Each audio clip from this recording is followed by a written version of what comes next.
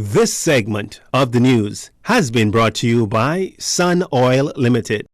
The Revenue Enhancement Unit, in a collaborative effort with the Bahamas Customs and Inland Revenue, aims to increase revenue and tax compliance to a number of taxes that were not being collected in the past, resulting in up to $1 billion in money lost over several years. The project hopes to collect 25% of revenue to GDP ratio by 2027, according to Acting Controller of the Department of Inland Revenue, Shonda Strawn.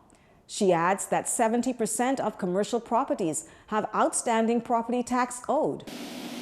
Over the last several years, we have seen an unacceptable rate of non-compliance. In total, taxpayers have failed to file or to pay close to $1 billion. We are seeing an increasing number of businesses that are failing to renew their business licenses and their VAT returns. Worse yet, we have identified businesses that are intentionally underreporting to avoid what they are obligated to pay.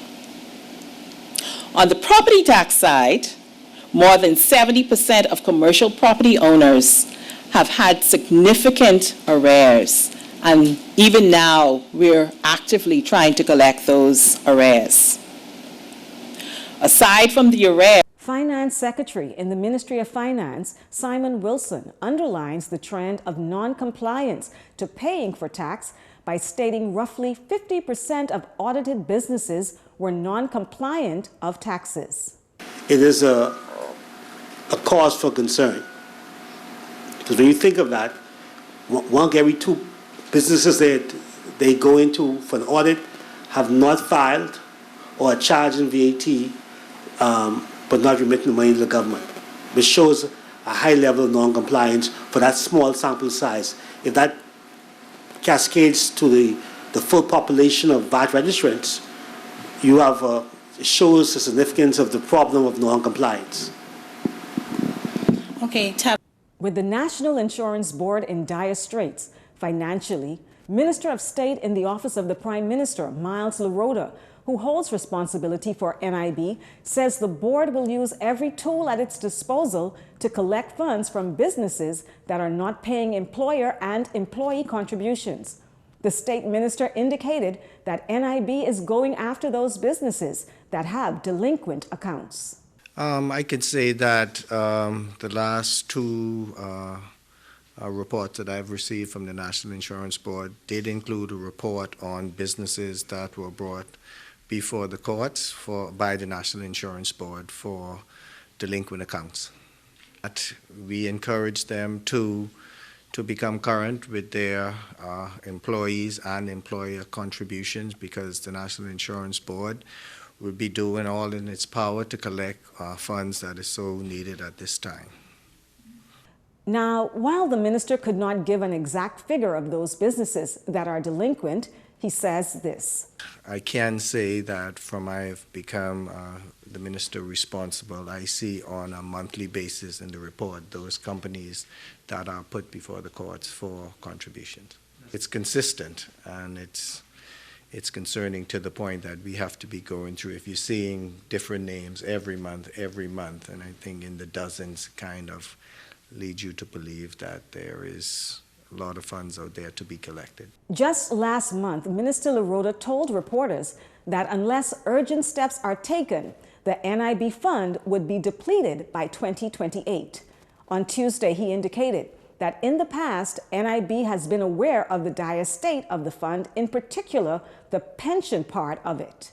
Minister of Foreign Affairs and Public Service, Fred Mitchell, speaking at the Central American Integration System, CARICOM EU Foreign Ministers meeting on Tuesday in Panama City, spoke about the international financial infrastructure plan between countries, while also addressing the ongoing issue of free trade.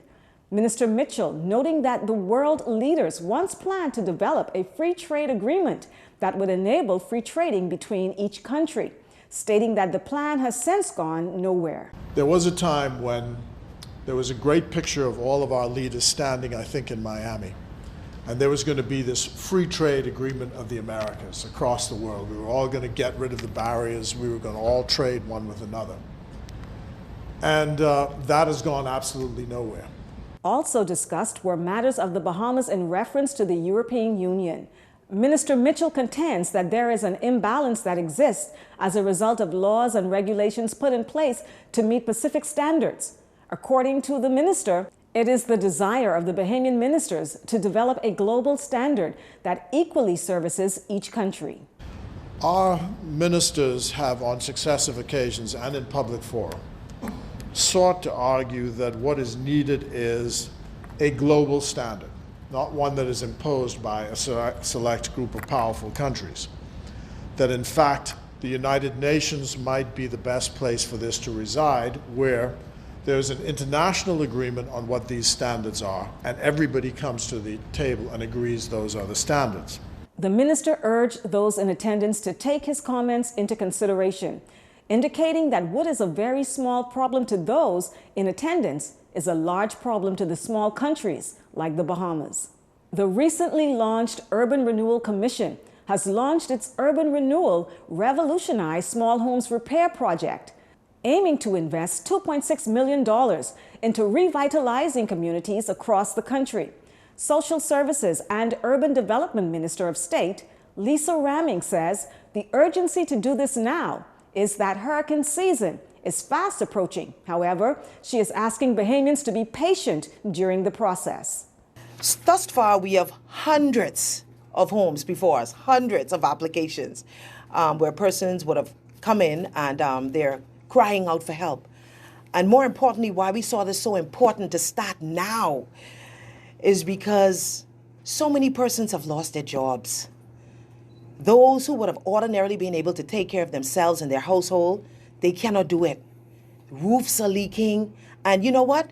We have moved beyond just the roofing repair as the last administration did.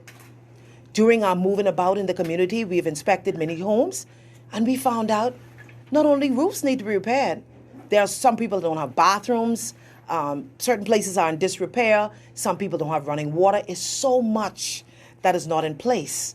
Chairman Stephen Dean, while explaining the requirements to qualify for home repairs, says applicants must verify ownership of property due to past instances of repairs done to homes where applicants were renting, after which their rent was raised or they were forced to vacate the home by the landlord.